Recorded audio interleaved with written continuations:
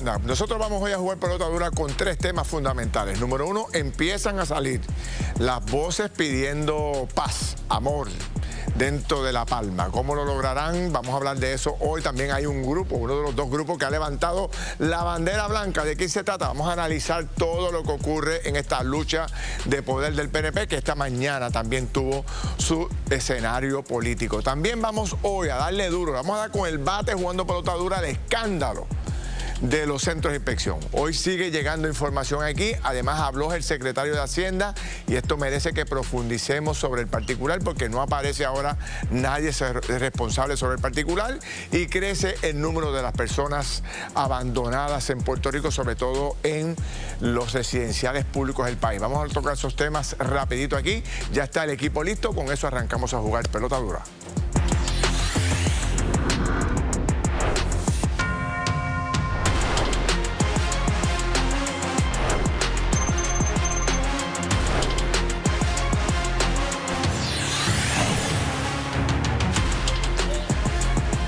Bueno, mis amigos, bienvenidos a Jugando Pelota Dura. Ya estamos listos. Aquí está Silmarie Fleming, aquí está Víctor Rivera Hernández. Saludos a los dos. Qué bueno tenerlos de cerca.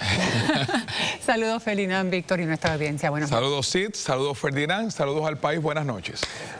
Bueno, antes de presentar a nuestro equipo de trabajo hoy aquí, el equipo que va a analizar los temas, muy interesante lo que ha ocurrido hoy en esta lucha interna dentro del PNP. Esta mañana Tomás Rivera Chat sacó otra de sus comunicados tempranos, estos buenos días, que publica muy tempranito en la mañana, muy contundente, uno de los más fuertes que ha publicado hasta el presente, y otro de los grupos ha levantado la bandera blanca. Vamos a ver la historia.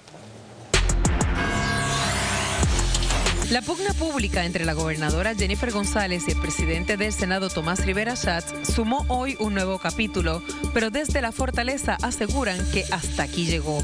La mandataria dejó claro que no continuará respondiendo a los ataques del líder senatorial, asegurando que los conflictos necesitan dos y que no será parte de esa dinámica. Esto surge luego de expresiones recientes en un Buenos Días Puerto Rico de Rivera Schatz, quien defendió la gestión legislativa y lanzó críticas dentro del PNP, cuestionando las posturas de la gobernadora, alianzas, gestiones gubernamentales para beneficiar a familiares y a figuras cercanas al poder, como el secretario de la Gobernación, Francisco Domenech.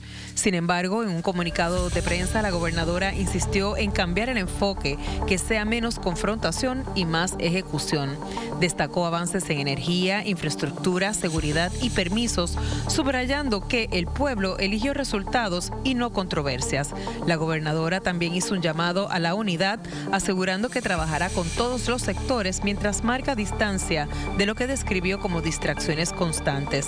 Así, mientras el tono del Senado sube, la fortaleza apuesta a bajar la intensidad.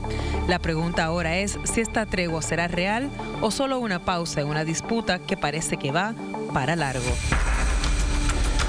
Y como dice Víctor Rivera Hernández, esa es la pregunta. Esa es la pregunta. Esa es la pregunta. ¿Servirá esta decisión tomada por la fortaleza para lograr la tregua que todo el mundo en el PNP anda buscando? Aquí está Ramón Rosario, el licenciado Ramón Rosario, el licenciado Eddie López y el licenciado René Chilecoma. Saludos a los tres, bienvenidos. Buenos días, Ferdinand, a los compañeros y al país que nos sintonizan. A los compañeros y al país.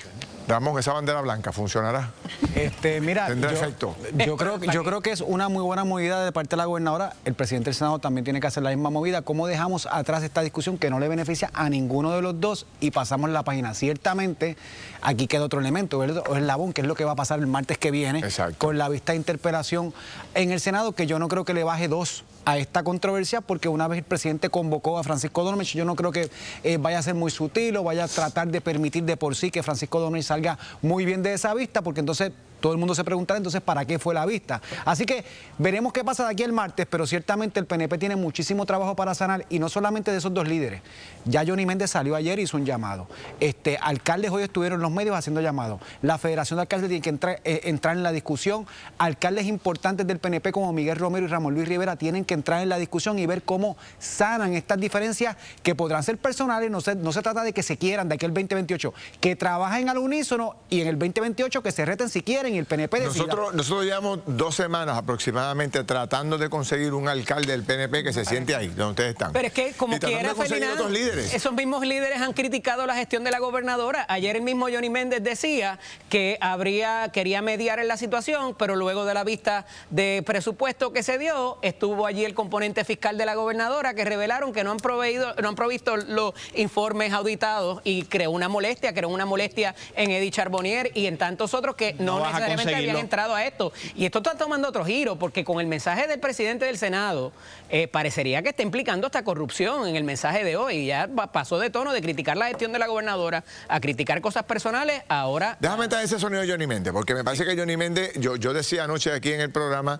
que Johnny Méndez puede ser una ficha clave porque tiene acceso directo a los dos. O sea, no todos los alcaldes tienen acceso directo a ambos al presidente y a la gobernadora. Es un conciliador, por excelencia. Puede ser el conciliador. ¿Qué dice Johnny Méndez hoy? Vamos a verlo. Todos los que me conocen a mí saben muy bien que yo prefiero el hablar, el conversar, el llegar a acuerdos antes de tener estridencia en términos de mi discurso. Yo he dialogado con ambos compañeros y he buscado precisamente esos puntos de acercamiento que no están muy distantes, sencillamente que cada cual tiene su carácter. Yo creo que en las mejores familias los hermanos se dicen cosas, se dejan de hablar por un periodo de tiempo y después ocurre algo, que hay un reencuentro y siguen siendo los mismos hermanos. Recomiendo al directorio del partido a que pues logre sentar las partes, que lo siente, que le indique que tienen que bajar el tono, que le indique que el pueblo de Puerto Rico es lo importante. Se nos va la vida. Realmente se nos va la vida y con los conflictos que hay internacionales, ¿sabes? No hay tiempo para eso. Pero ¿dónde están las grandes figuras del PNP?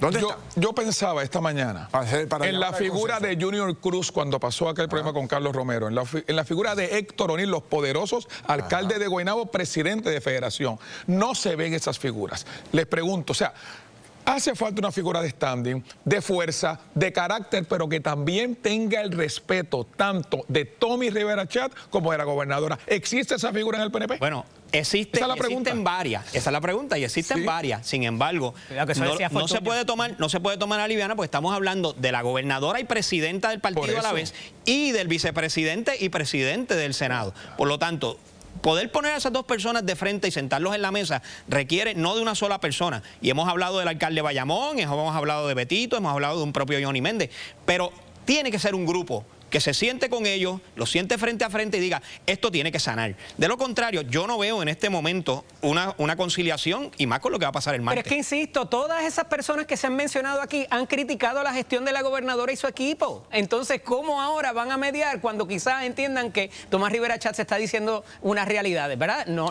a nivel ¿Dónde personal, queda Ramón Luis aquí? Vamos a hablar de Ramón Luis, que yo creo que es el alcalde de mayor prominencia en el país y más respetado dentro de La Palma. Ha tenido también sus controversias no internas, ¿no? Claro. No sé si tanto con la gobernadora y con el presidente del Senado, pero ¿cómo tú ves a Ramón Luis mediando este asunto? Ramón Luis es una figura principal y más allá por lo que proyecta Ramón Luis. ¿Pero puede llamar a las partes? Sí, seguro que sí, Ramón Luis. Ramón Luis y los demás alcaldes. Es que yo creo que es que si no nos vamos todos por chorro. Esto no es una cuestión de que si Ramón Luis o no es. Si el PNP no se enfila y deja que los ataques a la gobernadora y los ataques del presidente del Senado vengan de ellos mismos, si no se enfila, pues olvídate, recogí, vámonos. Sí. La comisión total del próximo martes básicamente va a ser clave en toda esta controversia. La gobernadora ya había convocado a todos sus jefes de agencia para que dijeran presente. En adición a eso, se ha estado hablando si ella va o no va a ir en apoyo a Domenech. La pregunta es, ¿qué efecto va a tener esto? ¿Ustedes ven que realmente una comisión total con todos los jefes de agencia allí sentados, más ella personalmente allí defendiendo a Domenech? ¿Tú crees que llegue a ese nivel? Que la gobernadora eso es un error. Convoque. Para mí eso es un error. Yo digo, perdóname, ahí hay un hemiciclo abierto y todo el que quiera ir puede ir. Si quieres darle un respaldarazo a tu secretario de la gobernación, nadie debe tener problema con que pase. Con lo que dijo la gobernadora hoy, que ella deja atrás, que para pelear se necesitan dos, que ella deja atrás eso, que ella se enfocar en ejecución, tal vez eso puede ser incompatible con que la gobernadora esté el martes que viene en ese tiroteo que se va a formar allí, porque ahí no hay manera que no se forme un tiroteo. Póngalo por ahí. No hay manera que no se forme un tiroteo y no hay manera que el PNP salga de esa vista de la Comisión Estatal total mejor de lo que entró. ¿Cuáles son las alternativas? O lo deja solo, o se sienta al lado de él y respalda todo lo que diga, lo que le pregunten. La gobernadora me dijo ayer a mí en Nación Z, cuando la entrevisté, que esa citación, veremos a ver, me lo repitió 3 veces y lo ha dicho en otros medios. Y le pregunto, pero ven acá, eso falta una semana. Y la gobernadora me dice, bueno, yo no sé si eso se vaya a dar. Le pregunto, ¿va a ser inminente la citación? Me dijo, va a ser inminente. Quizás no el martes. Él va a ir. O sea, vamos a adjudicar cosas. Él no se puede ausentar. Él tiene que ir. Él no puede reclamar algún privilegio de ejecutivo. Puede hacerlo, pero se puede ausentar, pero lo van a puede hacer, pero sentado. Igual podría excusarse porque tiene un compromiso ilegal.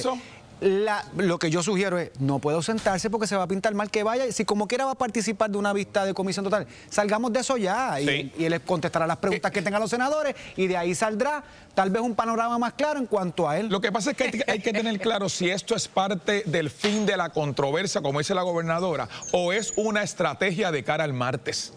Eso es bien importante. Víctor, la controversia se pudo acabar hoy si la gobernadora levanta y dice no voy a pelear mal, el presidente dice no voy a pelear mal. Pero no pasó. Y empezamos a trabajar. Eso no va a pasar. No solamente no pasó, la gobernadora lo hizo, no solamente no pasó, que en la medida que tienes una comisión total el martes, donde estás obligado a hacer un tiroteo allí, pues no va a pasar de aquí el martes por lo menos. ¿Hay algún escenario posible donde contemplemos la posibilidad de que Tomás Rivera Schatz retrotraiga esa citación? Bueno, y vamos a añadirle un poco más de pique, ¿verdad? El asunto. Si Tomás Rivera Schatz convocó a esta comisión total, como buen fiscal que fue, él tiene que tener un expediente preparado. Y va a ir allí, no se le va a tirar a Francisco Dómenes allí por debajo del brazo. Allí los lanzamientos son de 90 y 100 millas. Allí se va a jugar pelota dura, Ferdinand. Y las preguntas van a ser sólidas. Salir de allí sin una herida o un partido pero el panorama que estás pintando, Ferdinand, es o que se poncha a Tomás Rivera Schatz o se poncha a la gobernadora. Eso es el panorama que estás pintando. Pues en ninguno de los dos panoramas el PNP sale bien. ¿Hay otro escenario distinto a ese? Sí, bueno, no tiene que ir uno que perjudica al PPD, no lo hay. No tiene que ir ella. El otro escenario es que va él solo, como comparecen todos los que están citados a ese tipo de actividad. Miren los temas de la citación. No retes al Senado, ve allá a Miren los temas de la citación, subastas, contratos y nombramientos. Ok, voy a seguir con este tema y también vamos a hablar del escándalo, porque no hay otra forma y quiero profundizar sobre eso, del escándalo de los centros de inspección. Pero vamos antes a la opinión de Anabel Torres Colbert sobre este tema. Adelante, Anabel.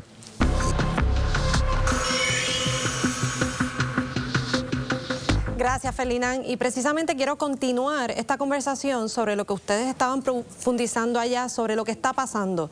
Esta lucha que ya todos conocemos entre la gobernadora y el presidente del Senado y la citación que hay el martes a la figura de Francisco Dómenes y lo que representa precisamente en ese tirijala entre la gobernadora y el presidente del Senado. Aquí ustedes estaban discutiendo qué figura institucional podía poner aquí en la casa en orden. Y a mí me parece que precisamente ese es el problema. Esto no es una lucha entre PNPs. Esto es una lucha entre los titanes del PNP. Tanto Tomás Rivera Schatz y Jennifer González han sido las figuras más fuertes institucionales de la historia moderna del PNP. Y cuando tú tienes a los dos líderes, a los que usualmente se recurre cuando hay un problema, es como los papás. Cuando tú tienes a los papás en pelea, ¿a quién tú vas? Cuando usualmente esos son la autoridad máxima. Pues eso es parte de lo que está pasando en el PNP. Son la autoridad máxima enfrentados en un reto que todos saben, como mismo dice Ramón, que es de ahí, que no hay quien salga bien de esto, porque es una lucha en la que todos los PNP pierden precisamente por lo dura que es y que ciertamente a la oposición política es quien más le conviene todo este dime y direte de lo que pueda ocurrir. Sin embargo, hay unas posiciones donde cada cual puede salir más lastimado políticamente. La gobernadora ha decidido apostar todo a través de su figura del secretario de la Gobernación y eso no le conviene. La figura aún hoy de la gobernadora, con todos los desaciertos gubernamentales, con la falta de obra, todavía hoy es más querida que Francisco Dómenes, todavía hoy tiene más simpatía que Francisco Dómenes, todavía hoy no ha sido acusada de agresión ni de nada por el estilo como Francisco Dómenes, todavía hoy no se entiende que está cabildeando o que hay vicios de algún estilo de corrupción como algunos sí plantean con Francisco Domenech, porque ella va a ir a coger toda esa carga negativa innecesaria cuando todavía ella tiene más capital político. De lo contrario, tienes a Tomás Rivera Schatz, que la gobernadora empató el juego en la parte política, que es donde ella más cómoda está. Ella lo hizo personal y esto eres tú que no te atreves y te molesta que yo sí esté aquí. Por lo tanto, Tomás Rivera Schatz tampoco puede bajarle débil y tiene que ir allí a cumplir su promesa, sobre todo porque aún con los ataques entre ellos, el presidente del Senado siempre ha tratado de decir que el principal problema de la gobernadora es Francisco Domenech. Por lo tanto, ese día del martes se sabrá finalmente lo que pase, quién gana y quién pierde más, pero no hay duda que Tomás Rivera Schatz tiene que ir con ese expediente grande contra Francisco Domenech y Jennifer González tiene que tratar de salvarse de que lo que pase allí de Francisco no la salpique a ella para ver si por lo menos puede haber algún tipo de gobernabilidad en lo que queda de cuatrenio. Pasamos con Ferdinand. Gracias, Anabel. Mira, vamos con ese punto breve, ese punto de Anabel que me parece importante. Conociendo ustedes a Tomás Rivera Schatz como ustedes lo conocen, que todo el mundo lo conoce. Tomás, ¿ustedes creen que le baje 2 a esto de aquí al martes? O que vaya el martes con algo para tratar de buscar la paz o la conciliación entre los grupos. Rápido los tres, no, con Víctor. Él va a ir directo con sus preguntas y va a estar preparado como nunca. Eso de seguro. Yo coincido, pero voy a adelantar algo. La prioridad del PNP este fin de semana es evitar que la sangre vaya al río. De esos líderes, algo debe estar pasando, algo se debe estar cocinando para que la sangre el martes no vaya al río. Repito, ¿en serio ustedes ven alguna posibilidad de que se retrotraiga esa situación? Por más retrotraerla no, retiro espiritual que pero ella puede salvar todavía el tiempo, puede quedarse y mandarlo a él solo. Lo importante es que mientras esto esté pasando, ahí está Héctor Ferrer Jr., ahí el Partido Popular está gozando. Aquí no hay manera de... No tienen que... trabajando por el país, no gozando, trabajando, porque esto no da ganas de reírse. Pero déjame pausar. Voy a pausar y regreso rápido con este tema. No se me vayan. Quiero que sigan para este otro tema que vamos a tocar. Voy a traer más invitados. Ya está Ferrer Jr. por ahí, que lo anunció Ramón. Y vamos a hablar de este escándalo. Que este escándalo requiere que nosotros profundicemos sobre él. Venimos rápido. Lo bueno se pone mejor. Ferdinand, ¿por qué Hacienda no entregó los documentos al Senado? Todas las dependencias sometieron los documentos a tiempo, excepto una. Jorge Colbert llega con lo que no te dicen sobre este asunto. ¿Y quién negoció las multas? Se pasa la papa caliente en fraude de centros de inspección. ¿Qué es lo que está sucediendo? Lo analizamos, pero ¿cuál es su opinión? Vote ya nuestra encuesta. Claro que venimos con eso. Además, mire, decenas de adultos mayores están solos y en necesidad. Le mostramos los datos solo aquí en Jugando Pelota Dura. Quédese con nosotros porque tenemos mucha información muy interesante para todos ustedes. Bueno, mis amigos, vamos a hablar de este tema que me parece que es un tema fundamental. ¿Por qué? Porque llevamos semanas en esta discusión y no se mueve la rueda. Y obviamente aquí hay una falta de voluntad para tratar de resolver el asunto. Y voy directo al punto como Anabel. El tema de las multas. Aquí se le dieron unas multas a una enorme cantidad de centros de inspección en Puerto Rico y después salió a relucir que esas multas fueron negociadas. ¿Y qué ocurre? La investigación no se mueve sobre el particular para saber quién fue el que finalmente negoció esas multas.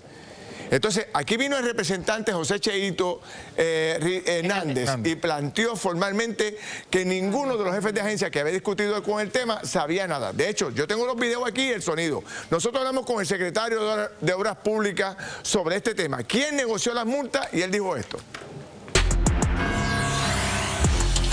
Hay procedimientos que tienen centros de inspección con 300 multas, 300, 400, 500, que cuando tú las sumas a $500 cada uno, suman 200,000, 300,000, $400,000 y solamente pagaron 5,000, 20 y pico de ellos, y otros pagaron 25,000 y en otros no hay ni pagos. ¿Cómo se dio ese descuento de casi $500,000 a $5,000? Esa es una gran pregunta, Ferdinand. Eso será parte de la investigación que estará llevando justicia. El secretario de Hacienda escuché decir que no sabe quién negoció las multas a los centros de inspección. No sabe, nos envió una información, le estamos requiriendo otra, así que tan pronto la tengamos completa, pues vamos a tener esa conversación. Entonces, vamos a ver lo que dijo el secretario de Hacienda. O sea, el de Obras Públicas dice que esto el que lo negoció fue Hacienda. Y el de Hacienda habló hoy. ¿Qué dijo el de Hacienda, Silmarí? Bueno, dije que no se nos ha requerido información o se nos ha hecho preguntas sobre eso. Como comenté, eso es un procedimiento en curso. Cualquier información que nos compete o le compete al Departamento de Hacienda, pues se va a proveer en caso de requerirse. Ángel Pantoja. Ok, aquí estamos hablando de dos funcionarios de nivel constitucional que no pueden tener una contestación coherente sobre un tema sencillo. Esto es unas multas que le pusieron a centros de inspección. Entonces, ninguno de los dos se puede reunir y buscar una contestación lógica y razonable para que el país pueda creerle. ¿Cómo Puerto Rico puede creer esta historia de que dos funcionarios de este nivel no saben, no tienen idea? No han podido investigar, no le han preguntado a sus empleados a ver quién negoció estas deudas de $500,000 a $5,000 o a $25,000. Fuenteovejuna.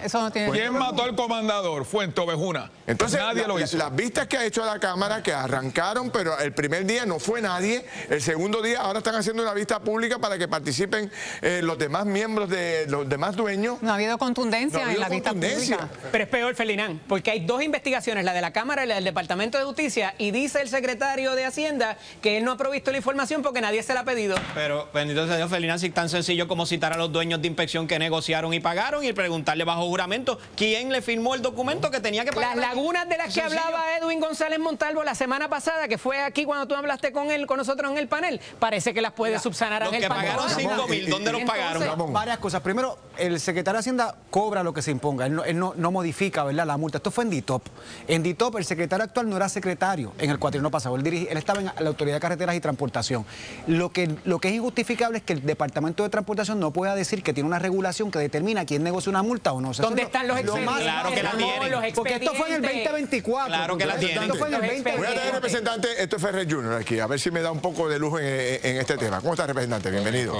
Okay. ¿Cómo analiza esto que nadie sepa ya ahora mismo en esta etapa del juego que haya una contestación coherente a este tema? Bueno, sumamente preocupante. Aquí el Departamento de Justicia pues tiene que sacar la cara y solicitar todo este expediente. Desde la Cámara de Representantes se está haciendo, pero la información que ha llegado, según las conversaciones que he tenido con el compañero Hernández Concepción, es bien limitada.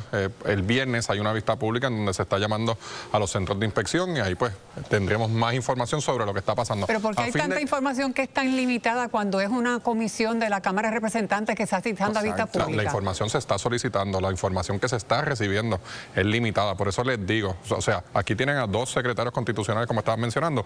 Lo prudente era que ellos hicieran el análisis preliminar y lo dieran a conocer. De la misma forma, te tengo que decir que pues está bajo una investigación de justicia, pero no quita la responsabilidad de estos secretarios de explicarle al país. Pero la Cámara no tiene la facultad para imponer términos.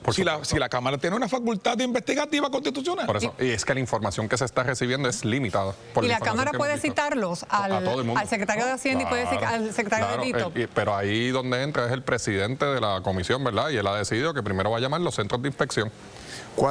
Mire, el país no es tonto.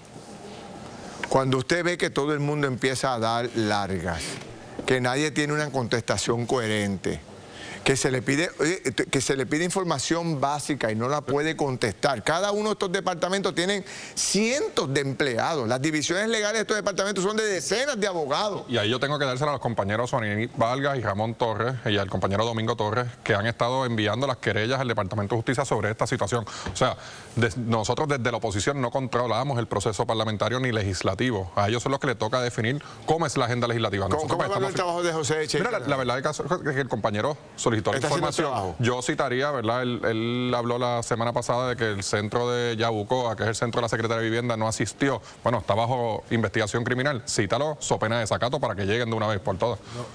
Lo importante, Felina, es que se están citando y se está investigando en una mayoría PNP. Cuando se investigó el fraude de Mayagüez, la mayoría popular de la Cámara no citó a nadie ni al alcalde. Eso para que quede... Pero no puede justificar una cosa con la otra. Vamos a sacar la ilegalidad ahora. Ahora es que hay que sacarla.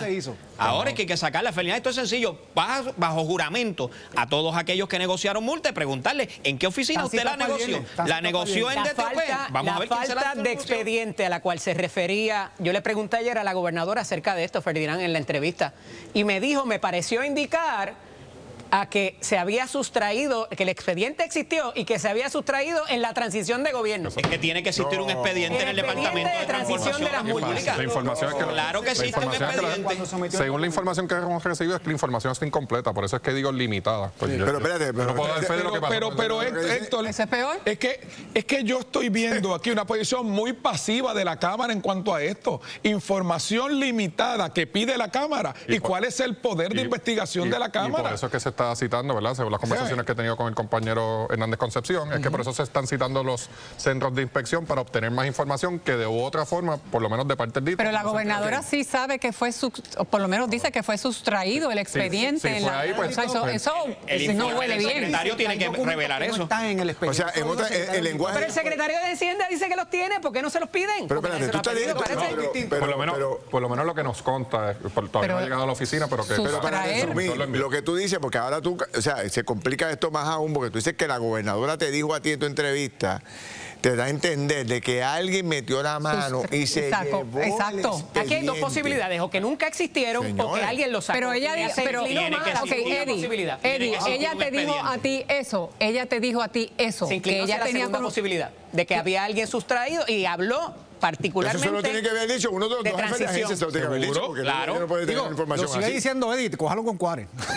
No, a lo mejor fue Jorge Colbert el que se estaba allí. Tiene que haber un expediente. A lo mejor fue Colbert el que se lo llevó, sí. Hago una pausa. Ferrer, gracias. Gracias por el tiempo y felicitaciones por la boda, que no te había visto con esa nueva vida. Gracias. Éxito ahí. Bueno, voy a una pausa. Cuando regresemos hay otro tema importante. Muchísimos viejitos abandonados en los residenciales públicos. ¿Qué está pasando? Vengo con eso rápido. Bueno, y usted votó la encuesta Claro ante el escándalo de los centros de inspección fraudulentos. La investigación ha sido, los resultados están en pantalla. Ahí dice que un 95% fue deficiente. Gracias a todos. Y ahora, señores, tenemos aquí a Jorge Colbert porque llega con lo que no te dicen. Cuéntanos, Jorge. Bueno, vamos a hablar hoy de la pregunta que todo el mundo se hace, qué va a pasar el próximo martes en el Senado, pero además si el Senado tiene o no la facultad para pedir las planillas de contribución sobre ingresos o información contributiva de ciudadanos. Vamos a contestar ese interrogante ya mismo. Él llega con lo que no te dicen. Además, decenas de adultos mayores están solos y en necesidad. Le mostramos los datos al volver de la pausa. Nosotros continuamos en Jugando Pelota Dura.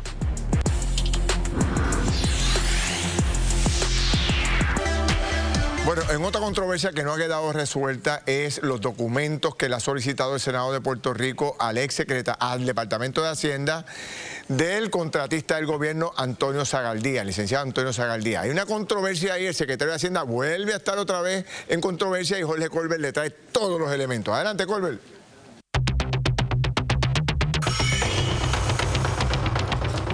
Inicialmente el presidente del Senado requirió una información al Departamento de Hacienda sobre el licenciado Antonio Zagaldía, sobre básicamente sus asuntos contributivos. Y luego el Senado en pleno también hizo la petición. La pregunta es, en respuesta a esa petición, el secretario de Hacienda dijo que estaba impedido de dar esa información porque está protegida por ser un asunto de naturaleza confidencial.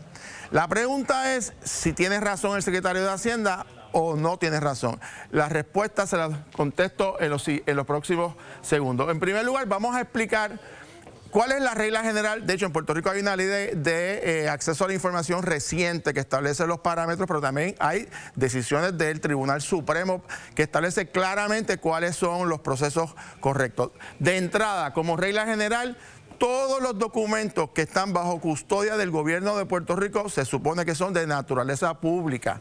Por consiguiente, los ciudadanos pueden pedirlo y así está reconocido en la ley de transparencia. Excepto, hay excepciones. ¿Cuáles son los documentos que están protegidos? En primer lugar, las planillas y los asuntos contributivos.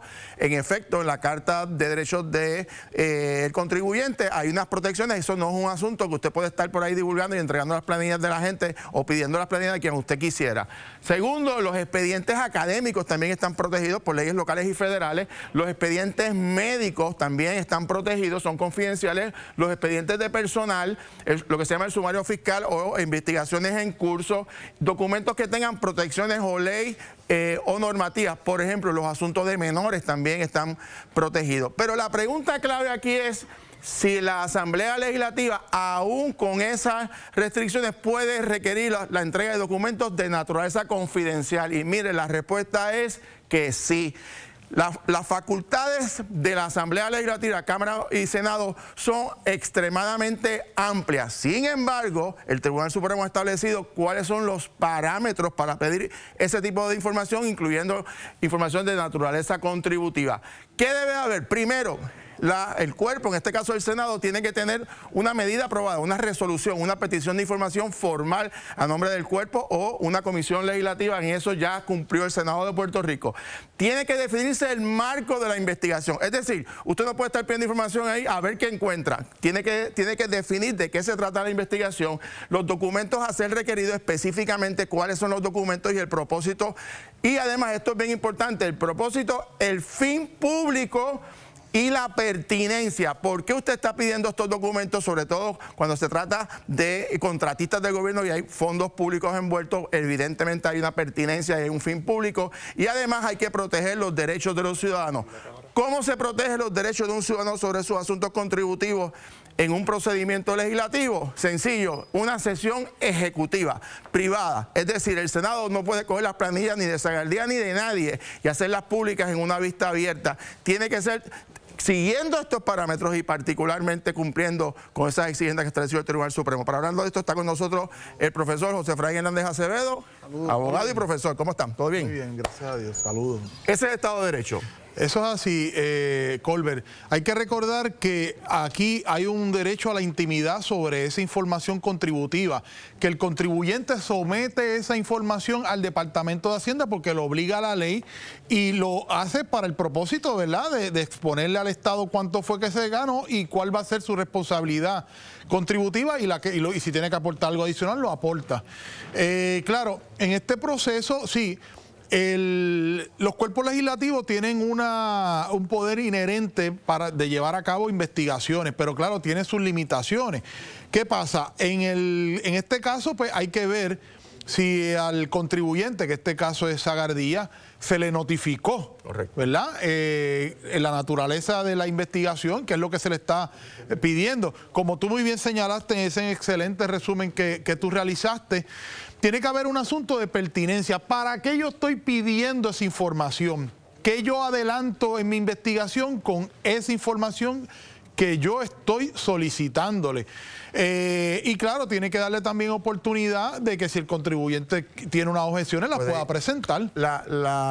El punto aquí clave es, y hoy es el licenciado Zagaldía, mañana puedo ser yo, puede ser cualquier persona, ¿verdad? Por eso hay que tener claro cuáles son los derechos que tienen los ciudadanos, pero también reconocer el poder legislativo. Entonces, aquí la interrogante es cómo la pertinencia y para qué se va a utilizar este tipo de información, sobre todo porque hay fondos públicos, porque son contratistas del gobierno. Ahora bien, así que esto está aclarado, la respuesta es que sí lo se puede pedir si se cumple con todos estos parámetros. Sin embargo, el martes es la fecha de la comisión total.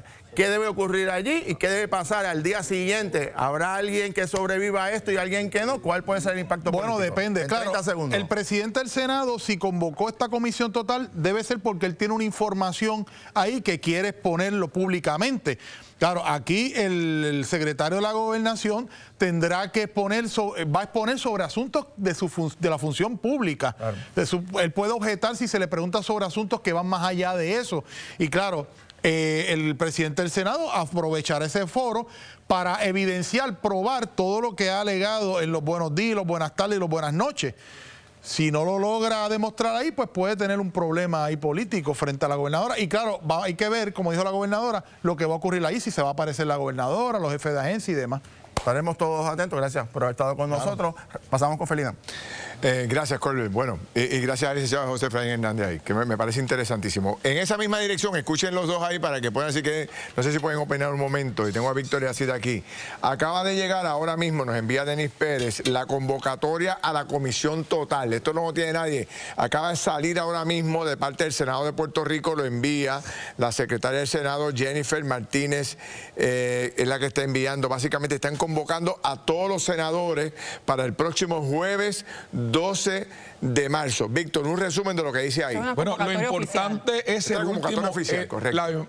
Oficial. Lo importante es el último párrafo. Los asuntos para atender en el marco de la comisión incluirán, esto no es general, sin limitarse el estado de reforma gubernamental y la reorganización de la rama ejecutiva, su cumplimiento con las leyes que regulan el marco gubernamental, legislación programática, así como aquellas de administración, incluyendo sin limitarse a reforma contributiva, impacto en finanzas, sistemas de permiso, agilización de trámites, corporaciones públicas, nombramientos de empleados, ascensos y retiros, legislación y desembolso de construcción, plan fiscal, estoy resumiendo, o sea, Ferdinand, Aristóteles, Pitágoras y Platón no le da el tiempo para prepararse de aquí al martes para aprender todo esto. No hay manera. O sea, esto es un mensaje de presupuesto. Esto es un mensaje de presupuesto. De hecho, la vista es, corrijo, es este martes 24 de marzo a la 1 de la tarde. Está el documento oficial enviado con todos los temas que se van a tocar en esa comisión total donde tendrá que estar allí el secretario de la Gobernación. Interesante. Tengo que hacer una pausa obligatoria. Regreso con este tema bien caliente de los residenciales públicos. Paso con Kimberly.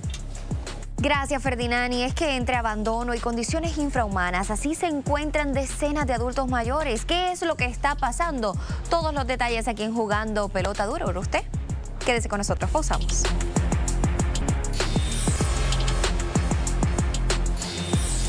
Bueno, mis amigos, esto es un tema que le hierve la sangre a uno y le hierve el corazón. Viejitos abandonados, ¿verdad? En los apartamentos de los residenciales públicos. He invitado a Juan Rosario, que es el administrador de vivienda pública, para que nos dé detalles. Administrador, bienvenido. Muchas gracias, Ferdinand, y a todos los compañeros. ¿Cómo inician ustedes esta inspección? Pues mira, como parte de nuestro proyecto, ¿verdad?, de querer trabajar de una forma diferente, en enero de este año emitimos una comunicación instándole a nuestros agentes administradores que visitaran a toda persona adulta mayor y madre soltera o padre soltero. ¿Para qué? Para verificar cómo estaban viviendo, las condiciones físicas en las cuales estaban viviendo, dado a que vimos un creciente caso de muchas personas viviendo en condiciones que no eran las más adecuadas para tener calidad de vida. Y estos 17 administradores que cogen básicamente todos los condominios, todos los residenciales de Puerto Rico, se fueron a visitar los apartamentos de estas personas. ¿Y qué encontraron? Es correcto. Nosotros, a través de esta comunicación, le dimos la facultad a nuestros agentes administradores para que con trabajadores sociales, no fue cualquier persona, trabajadores sociales y personal de la oficina de servicio comunitario, pudieran ir apartamento por apartamento para complementar un formulario donde iban a corroborar las condiciones físicas de estos apartamentos. Y encontraron que una gran cantidad de ellos estaban en condiciones inadecuadas, estos viejitos abandonados. ¿Qué por ciento podría ser? Es triste poder ver, nosotros pudimos inspeccionar de 33.205 unidades, 32.425 unidades, se nos quedaron 776 unidades sin inspeccionar por varios factores. La gran mayoría de estas personas mayores estaban solas, vivían en condiciones tristes, donde quizás no tenían alimentos, las condiciones en las que estaba el apartamento no eran las mejores. Y es importante recalcar que el fin de la Administración de Vivienda Pública es proveer vivienda. Administrador, déjeme preguntarle algo, porque aún ustedes cumpliendo con el deber que le toca de acondicionar apartamentos y todo este tipo de cosas, y con el que no les toca también, hay un problema de fondo. Y el problema de fondo es esos envejecientes abandonados. Y eso va a suceder. O sea, ustedes van a ir y en 6 meses se va a dar y va a seguir creciendo por el demográfico. ¿Qué se puede hacer en cuanto a eso? ¿Qué el Estado, qué otras agencias, además de la suya, pueden hacer en cuanto a eso? Añadirle algo, Víctor. ¿Y dónde están las familias de esos viejitos? Sí. Pues mire, es triste ver que nosotros, precisamente yo fui a muchos apartamentos para formar parte, y cuando le preguntábamos a esta persona mayor si querías que llamáramos a sus hijos, nos decían no. Él está trabajando, no tiene tiempo para estar pendiente a mí, o simplemente la situación psicológica era tanta que no querían que le buscáramos ayuda. Así que, ¿cómo nosotros estamos trabajando esto? Lo pudimos canalizar y establecimos un acuerdo con el Departamento de la Familia y AMSCA. Es grande la necesidad que nosotros tenemos en nuestros residenciales públicos de adultos mayores con situaciones emocionales. ¿Por qué? Porque sus familias no los buscan. Así que son situaciones que nosotros como administración estamos trabajando con diferentes agencias de gobierno, como les mencioné, para poder proveer este servicio a estas personas que muchas veces no tienen visión, ¿verdad? Y son un número más. ¿Cómo llegaron esos envejecientes a vivir en los residenciales públicos? ¿Son personas que llevaban años viviendo ahí o fue que ellos vivían con un familiar y el familiar luego se fue? Bien, director, bien decir, Mari, es bien importante recalcar que la gran mayoría de estas personas criaron a sus familiares ahí, así que llevan sobre 50 años en el residencial.